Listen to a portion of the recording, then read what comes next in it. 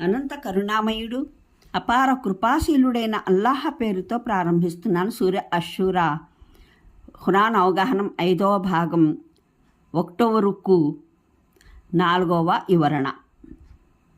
అంటే సమంజసతతో బోధపరచడానికి, రుజుమార్గం చూపడానికి చేసే ఏ ప్రయత్నాన్నైనా వీరు అశ్రద్ధ, అలక్ష్యాభావంతో ఉపేక్షిస్తున్నారు.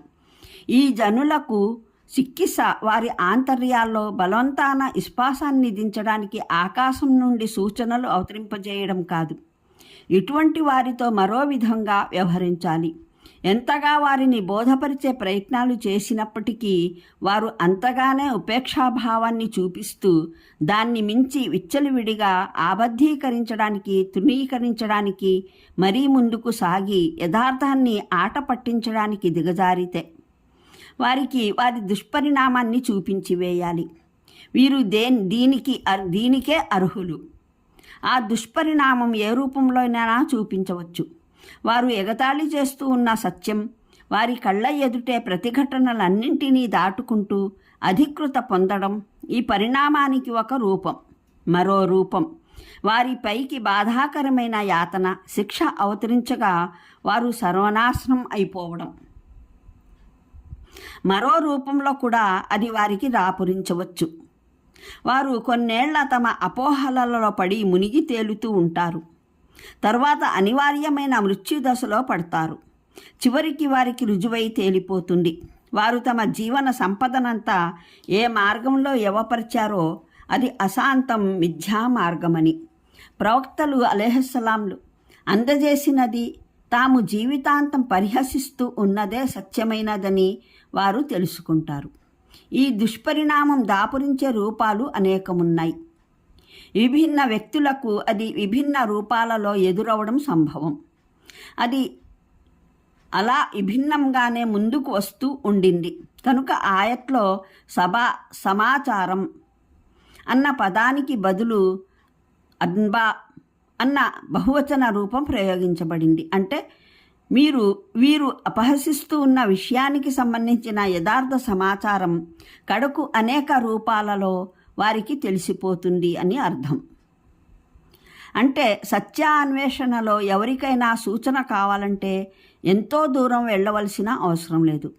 కళ్ళు తెరిచి కాస్త ఈ నేలపై మొలిచిన పచ్చికనే చూసుకుంటే సరి. దైవ ప్రవక్తలు అందజేసే ఇష్ప వ్యవస్థకు సంబంధించిన యథార్థం తౌహీద్, ఏకేశ్వరవాదం సరైనదో లేదా బహుదైవారాధకులు, దైవ తిరస్కారులు అందజేసే సిద్ధాంతాలు సరైనవో తెలిసిపోతుంది. నేలపై మొలిచి పెరిగే అసంఖ్యాక విధాల వృక్షరాశులు ఎంత విరివిగా పుడుతున్నాయో, ఏ పదార్థాలు శక్తుల మూలంగా పుడుతున్నాయో, ఏ నియమాలకు అనుగుణంగా పుడుతున్నాయో మనిషి గమనిస్తున్నాడు. ఇంకా వాటి ప్రత్యేకతలు, లక్షణాల మధ్యను, అగణ్యమైన సృష్టిరాశుల అవసరాల మధ్యను ఎటువంటి స్పష్టమైన ఔచిత్యముందో కూడా గమనిస్తున్నాడు. ఈ విషయాలన్నీ గమనించిన తర్వాత ఒక బుద్ధి లేనివాడే ఓ తెలివి తక్కువ నిర్ణయానికి రాగలడు. ఇదంతా ఒక వివేచనాపరుడి విఘ్నత, ఒక జ్ఞాన సంపన్నుడి జ్ఞానం, ఒక సర్వశక్తిమాన్యుడి సామర్థ్యం, ఒక సృష్టికర్త చేపట్టిన సృష్టి పథకం లేకుండానే ఇట్టే దానంతట అదే జరుగుతోందని, లేదా అటువంటి వ్యక్తియే ఈ ప్రణాళిక మొత్తాన్ని నిర్మించి నడిపించేవాడు ఎవడో ఒకే ఒక్క దేవుడు కాడు, అనేక దేవుళ్ల కృషి వల్లనే ధరిత్రి, దినకరుడు, శశిధరుడు, వాయువు, నీరు వీటన్నింటి మధ్య సామరస్యం నెలకొన్నదని, వీటి మాధ్యమంగా పుట్టే వృక్షరాశికి అనంతమైన అగణ్యమైన విభిన్న విధ ప్రాణుల అవసరాలకి మధ్యన ఈ ఔచిత్యం ఏర్పడిందని నమ్మగలడు. ఒక బుద్ధి కుశలత గల మనిషి ఎటువంటి మంకుపట్టు ముందే ఏర్పరచుకున్న దురభిమానాలకు లోనై ఉండకపోతే ఈ దృశ్య రాజాన్ని చూసి అసంకల్పితంగా ఎలుగెత్తి చాటుతాడు. నిస్సందేహంగా దేవుడు ఉన్నాడు అనడానికి, నిశ్చయంగా ఆయన ఒకే ఒక్కడు అనడానికి ఇవి స్పష్టమైన సంకేతాలని. ఈ సూచనలు ఉండగా ఇంకా ఏ మహత్యమో అవసరమేమిటి? అది చూడకపోతే మనిషి దేవుని ఏకత్వపు సత్యతను విశ్వసించకపోవడానికి.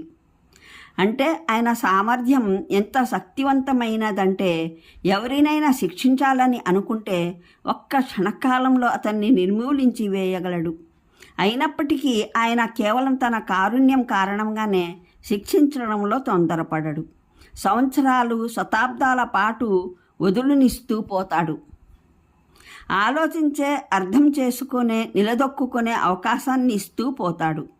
జీవితాంతం చేసిన తప్పిదాలను ఒక తోబా, నిష్కల్మషమైన పశ్చాత్తాపంతో మన్నించి వేయడానికి సిద్ధమై ఉంటాడు. అనంత కరుణామయుడు, అపార కృపాశీలుడైన అల్లాహ్ పేరుతో ప్రారంభిస్తున్నాను. సూర్య అష్షూరా ఖురాన్ అవగాహనం 5వ భాగం 1వ రుక్కు 4వ వివరణ. అంటే సమంజసతతో బోధపరచడానికి, రుజుమార్గం చూపడానికి చేసే ఏ ప్రయత్నాన్నైనా వీరు అశ్రద్ధ, అలక్ష్యాభావంతో ఉపేక్షిస్తున్నారు. ఈ జనులకు చికిత్స వారి ఆంతర్యాల్లో బలవంతాన విశ్వాసాన్ని దించడానికి ఆకాశం నుండి సూచనలు అవతరింపజేయడం కాదు. ఇటువంటి వారితో మరో విధంగా వ్యవహరించాలి. ఎంతగా వారిని బోధపరిచే ప్రయత్నాలు చేసినప్పటికీ వారు అంతగానే ఉపేక్షాభావాన్ని చూపిస్తూ దాన్ని మించి విచ్చలవిడిగా ఆబద్ధీకరించడానికి, తృణీకరించడానికి మరీ ముందుకు సాగి యథార్థాన్ని ఆట పట్టించడానికి దిగజారితే వారికి వారి దుష్పరిణామాన్ని చూపించి వేయాలి. వీరు దీనికే అర్హులు. ఆ దుష్పరిణామం ఏ రూపంలోనైనా చూపించవచ్చు. వారు ఎగతాళి చేస్తూ ఉన్న సత్యం వారి కళ్ళ ఎదుటే ప్రతిఘటనలన్నింటినీ దాటుకుంటూ అధికృత పొందడం ఈ పరిణామానికి ఒక రూపం. మరో రూపం వారి పైకి బాధాకరమైన యాతన, శిక్ష అవతరించగా వారు సర్వనాశనం అయిపోవడం. మరో రూపంలో కూడా అది వారికి రాపురించవచ్చు. వారు కొన్నేళ్ల తమ అపోహలలో పడి మునిగి తేలుతూ ఉంటారు. తర్వాత అనివార్యమైన మృత్యుదశలో పడతారు. చివరికి వారికి రుజువై తేలిపోతుంది. వారు తమ జీవన సంపదనంతా ఏ మార్గంలో యవపరిచారో అది అశాంతం, మిథ్యా మార్గమని. ప్రవక్తలు అలైహిస్సలాంలు అందజేసినది తాము జీవితాంతం పరిహసిస్తూ ఉన్నదే సత్యమైనదని వారు తెలుసుకుంటారు. ఈ దుష్పరిణామం దాపురించే రూపాలు అనేకమున్నాయి. విభిన్న వ్యక్తులకు అది విభిన్న రూపాలలో ఎదురవడం సంభవం. అది అలా విభిన్నంగానే ముందుకు వస్తూ ఉండింది. కనుక ఆయట్లో సమాచారం అన్న పదానికి బదులు అన్బా అన్న బహువచన రూపం ప్రయోగించబడింది. అంటే వీరు అపహసిస్తూ ఉన్న విషయానికి సంబంధించిన యథార్థ సమాచారం కడకు అనేక రూపాలలో వారికి తెలిసిపోతుంది అని అర్థం. అంటే సత్యాన్వేషణలో ఎవరికైనా సూచన కావాలంటే ఎంతో దూరం వెళ్ళవలసిన అవసరం లేదు. కళ్ళు తెరిచి కాస్త ఈ నేలపై మొలిచిన పచ్చికనే చూసుకుంటే సరి. దైవ ప్రవక్తలు అందజేసే ఇష్ప వ్యవస్థకు సంబంధించిన యథార్థం తౌహీద్, ఏకేశ్వరవాదం సరైనదో లేదా బహుదైవారాధకులు, దైవ తిరస్కారులు అందజేసే సిద్ధాంతాలు సరైనవో తెలిసిపోతుంది.